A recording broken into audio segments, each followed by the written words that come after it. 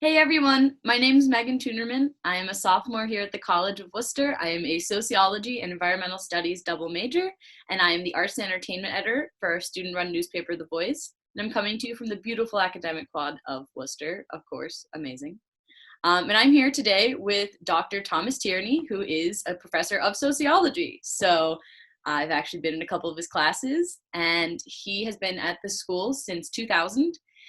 And so, Professor Tierney, would you explain a little bit about what your specialty is? Oh, yeah, sure.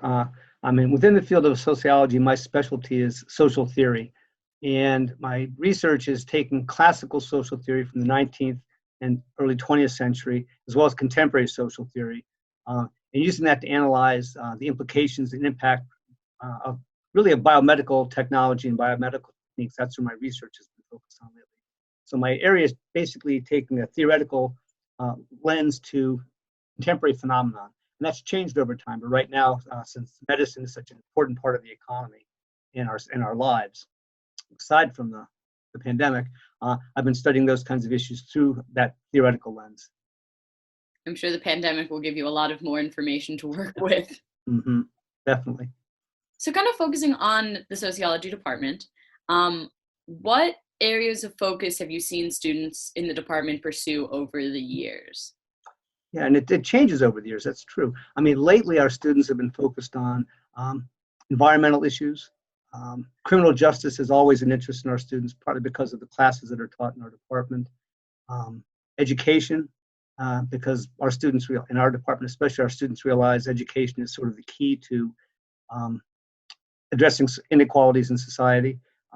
And our students tend to take an approach toward those issues that takes into account differences in populations like race, gender, class. They analyze those phenomenon through those particular angles to see how different parts of the population fare in regard to, say, education or healthcare or access to healthcare. So, now I'm going to try to see if I can learn something. Ready? What opportunities are offered to students who are part of your department? And if I don't already know them, I will be upset, but we'll find out.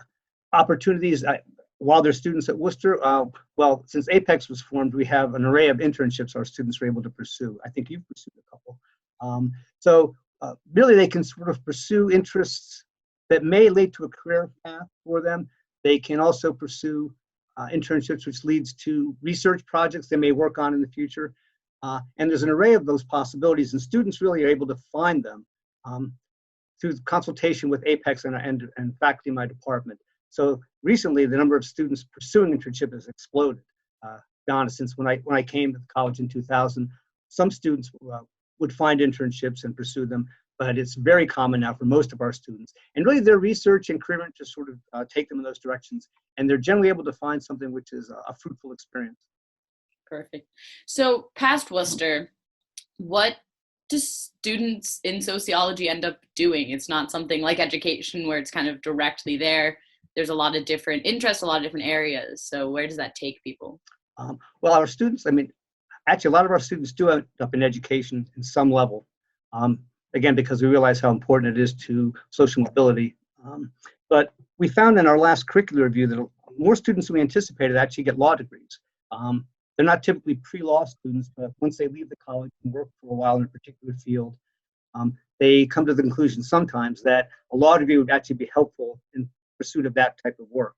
So, for example, if a student's working with an aged population and realizes having a law degree would actually allow her to be a better advocate for the elderly.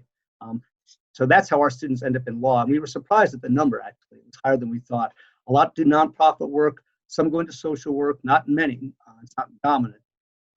Some go into environmental work. So it's really a wide range of things our students end up in. And I'm often surprised when I hear back from students about what they've done, what they found, how they found their niche. Definitely, I know in classes and stuff, whenever we talk about things, the different areas that people latch on to, I can really see how people just go way different areas with what field they pursue. But kind of moving away from the students, though, of course, we could talk about students as, an entity forever. What do you love most about teaching at Worcester? Well, we're not going to get away from students then. I really love the students. this age group I find to be particularly engaging, entertaining, makes me hopeful. As an undergraduate, I went to a small liberal arts college like Wooster, and it was a really transformative experience for me. I came out much different than when I went in, and I really enjoy seeing our students go through that process. I came in as as an athlete primarily in my own mind. I was a good student, right? But I was an athlete playing soccer. And over 4 years, that shifted, and I became much more serious about academics, much more serious about certain issues. And I love watching our students go through that. So for me, that's the most rewarding part of being here, is sort of being involved with that. And then IS allows you to sort of really work closely with some students as they go through that transformation. And that's really rewarding. You get to know those students in a way, and I've taught at 4 different liberal arts colleges over my career, but Worcester provides an opportunity for faculty to get to know their students and really see that transformation that occurs really up close. And it's really rewarding. It's very fulfilling.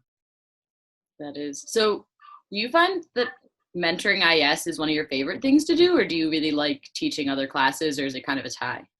It's a tie. I mean, I really enjoy intro level classes because, when students first come here, they're exposed to ideas. And I remember that feeling, having certain things I'd thought about, but then thinking about them differently, being exposed to things I'd never thought about, and being asked to think about, and watching that process because, it's sort of an expansion of students' horizons.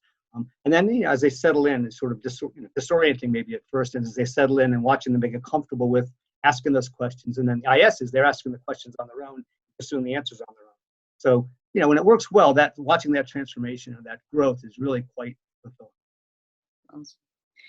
All right. So you've been at the school since 2000. You've had lots of very Wooster moments. You've learned what the heart of Wooster is. What would you say the most Wooster moment that has ever happened to you has been? The one I'd like to share, I guess.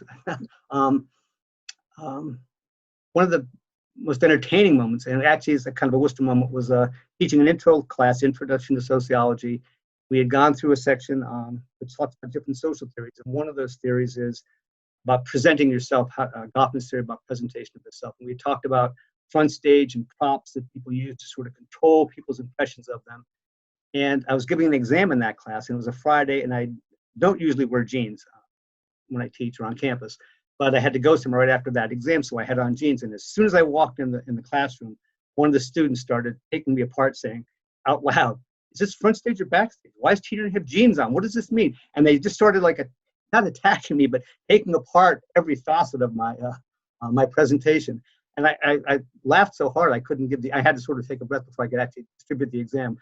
So those are the kind of moments which are really funny and memorable. The moments when what you teach students comes back to harm. Yes. When they turn it around. I have other examples like that, but I won't share them right now.